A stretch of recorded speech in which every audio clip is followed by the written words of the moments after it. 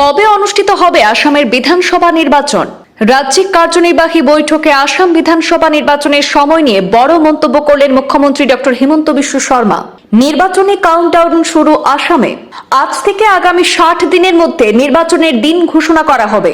রাজ্যিক কার্যনির্বাহী বৈঠকে একের পর এক গুরুত্বপূর্ণ মন্তব্য আসামের মুখ্যমন্ত্রী হিমন্ত বিশ্ব শর্মার। বিজেপির নবনিযুক্ত জাতীয় কার্যকরী সভাপতি নীতিন নবীনের উপস্থিতিতে 2026 সালের আসাম বিধানসভা নির্বাচনকে সামনে রেখে রণকৌশল চূড়ান্ত করার লক্ষ্যে বিজেপির রাজ্যিক কার্যনির্বাহী সভা অনুষ্ঠিত হচ্ছে। সেই বৈঠকের দ্বিতীয় দিনে উপস্থিত থেকে মুখ্যমন্ত্রী ডক্টর হিমন্ত বিশ্ব শর্মা উদাত্ত ভাষণে দলীয় নেতাকর্মীদের উদ্বুদ্ধ করেছেন। কার্যনির্বাহী বৈঠকে ভাষণ দিতে গিয়ে মুখ্যমন্ত্রী বিধানসভা নির্বাচনের সময় নিয়ে বড় ইঙ্গিত দিয়েছেন। তিনি বলেন, আজ থেকে আগামী 60 দিনের মধ্যে নির্বাচনের দিন ঘোষণা করা হবে। বলা যায় নির্বাচনী কাউন্টডাউন শুরু হয়ে গেছে। এটি শেষ কার্যনির্বাহী সভা।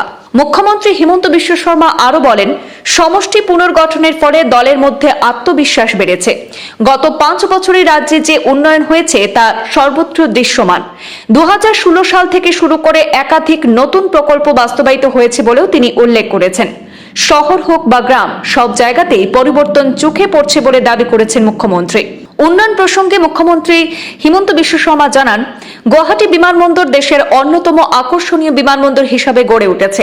পাশাপাশি প্রধানমন্ত্রী নরেন্দ্র মোদীর নেতৃত্বে আসামে বৃহৎ সার কারখানা প্রকল্প এবং সেমিকন্ডাক্টর প্রকল্পের মতো গুরুত্বপূর্ণ উদ্যোগ নেওয়া হয়েছে বলেও তিনি দাবি করেন। তার বক্তব্যে উঠে আসে উত্তর পূর্বাঞ্চলের উন্নয়নে কেন্দ্রের প্রতিশ্রুতি স্পষ্ট। ভাষণের শেষাংশে মুখ্যমন্ত্রী হিমন্ত বিশ্ব শর্মা বলেন, তৃতীয়বারের মতো জনগণ সরকারকে ফিরিয়ে আনবে, এতে কোনো সন্দেহ নেই।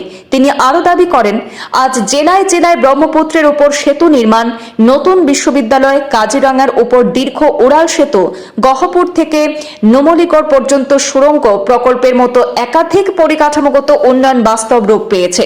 ভবিষ্যতে শিলচর থেকে গুয়াহাটি মাত্র 5 ঘন্টায় পৌঁছানো সম্ভব হবে বলেও মুখ্যমন্ত্রী আশা ব্যক্ত করেছেন।